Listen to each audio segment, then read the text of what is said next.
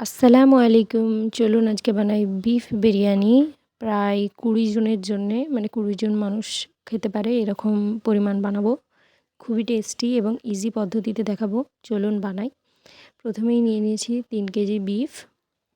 তারপরে অ্যাড করে দিয়েছি টক দই, আদা রসুন বাটা এবং জিরে গুঁড়ো, ধনে গুঁড়ো, লঙ্কা গুঁড়ো। এবার দিয়ে দিয়েছি গোলমরিচের গুঁড়ো। তারপরে দিয়ে দিয়েছি সর্ষের তেল। ওর মধ্যেই আমি অ্যাড করে দিয়েছিলাম নুন, যেটা ক্যামেরায় হয়তো ক্যাপচার হয়নি। তারপর দিয়ে দিয়েছি গরম মশলা। দিয়ে এটাকে ম্যারিনেট করে রেখে দেবো। আপনার কাছে যতটা সময় থাকবে সেই মতো রেখে দেবেন। তারপর আমি পেঁয়াজটাকে গরম তেলে ভেজে নিয়েছি। দেখলেন পেঁয়াজটা কীরকমভাবে ভেবেছি। চালটা ভিজিয়ে রেখেছিলাম প্রায় আধা ঘন্টার মধ্যে। এবার চালটা দেখুন এরকম হাত দিয়ে একটু প্রেস করলেই ভেঙে যাচ্ছে। তো এবার আমি হাঁড়ি বসিয়ে দিয়েছি। পানি দিয়ে পুরো যখন এইরকম ধোঁয়া উঠতে শুরু করে দিয়েছে, তখন তার মধ্যে আমি চালটাকে অ্যাড করে দিয়েছি। চাল নিয়েছি আমি প্রায় ৩ কেজি পরিমাণ, বিফও নিয়েছি ৩ কেজি পরিমাণ এবং আলুও নিয়েছি ৩ কেজি পরিমাণ।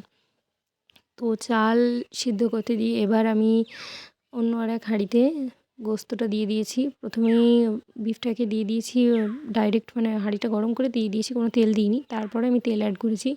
ভাতটা হয়ে গিয়েছে, আমি স্ট্রেন করে নিয়েছি। দেখুন একদম ঝরঝরে 80% যখন সেদ্ধ হয়েছে তখনই আমি তুলে নিয়েছি। তারপর বিফটাকে ভালোভাবে কষতে কিছুক্ষণ পর আমি তেলও অ্যাড করেছি, সর্ষের তেল। তারপরে এইরকম একটা কন্ডিশনে এসেছে, মানে বেশ পুরোটাই সিদ্ধ হয়ে গিয়েছে। ভালোভাবে কষে যখন কমপ্লিট সিদ্ধ হয়ে গেছে, তখন এর অবস্থাটা আমি দেখাচ্ছি। দেখুন কতটা টেস্টি লাগছে দেখতে। খুবই ইজি রেসিপি, ওইভাবে বানাবেন, খুবই তাড়াতাড়ি হয়ে যাবে।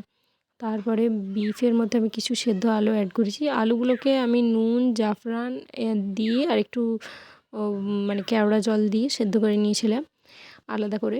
তো এবার এর মধ্যে দিয়ে দিচ্ছি লেয়ারিং করা শুরু করে দিয়েছি। তো প্রথমেই দিয়ে দিয়েছি মানে বিফের যেটা তরকারিটা আমরা বানিয়েছিলাম সেটা ছিল। তার উপরে দিয়ে দিয়েছি ভাত, আমরা যে 80% সেদ্ধ করা ভাতটা যে বানিয়ে রেখেছিলাম ওটা। আর এই দেখুন আমাদের আলুর কন্ডিশন এতটা, মানে ৩ কেজি পরিমাণ আলু আছে এতে। এরকম হাফ করে কেটে আর সেদ্ধ করে নিয়েছি জাফরান আর নুন আর একটু কেওড়া জল দিয়ে পুরো ভালোভাবে সেদ্ধ করে। এবার ভাতের মধ্যে দিয়ে দিচ্ছি। ভাতের মধ্যে ভালোভাবে আলুগুলো দিয়ে তারপর আমি দিয়ে দিচ্ছি বেরেস্তা এবং কিছুটা বিরিয়ানি মশলা ছড়িয়ে দিচ্ছি। বিরিয়ানি মশলা আমি ইউজ করেছি আমাদের বাড়িতে আগে থেকে বানানো। তারপরে আবার ভাত অ্যাড করে দিচ্ছি। আপনারা চাইলে 2টো লেয়ারেও বানাতে পারেন। আমরা এখানে বেশি বেশি করে লেয়ার বানাচ্ছি আর কি। আপনারা চাইলে 2টো লেয়ারেই, মানে পুরো গোস্তটা দিয়ে তারপর পুরো ভাতটুকু দিয়ে তারপরে আবার সম্পূর্ণ আলুটা ঢেলে দিতে পারেন। বিফটা অ্যাড করে দিয়েছি, তার উপরে আবার দিয়ে দিচ্ছি আলু। এবার তার উপরে আবার পেঁয়াজ ছড়িয়ে দেব। ভাত ছড়িয়ে দিয়েছি, ভাতটা যেটা ছিল পুরোটাই দিয়ে দিয়েছি। পেঁয়াজ ছড়িয়ে দিয়েছি, তার উপরে দিয়ে দিয়েছি বেরেস্তা। তারপরে আরেকটা ভাতের হালকা একটুখানি ভাত আমার বেঁচে গিয়েছিলো, তো উপরে আবার লেয়ারিং করেছি, করে দিয়ে দিয়েছি বিরিয়ানি মশলা এবং ঘি। ঘিটা আপনাদের যেরকম ভালো লাগে দিতে পারেন, দিয়েছি। তারপরে একটুখানি দুধেতে কালার গুলে নিয়ে, মানে জাফরানের কালারটা ছড়িয়ে দিয়েছি। তারপরে আবার একটু ঘি অ্যাড করে দিচ্ছি। ঘিটুকু অ্যাড করে দিলেই হয়ে যাবে। ব্যাস হয়ে গিয়েছে আমাদের কমপ্লিট লেয়ারিং করা।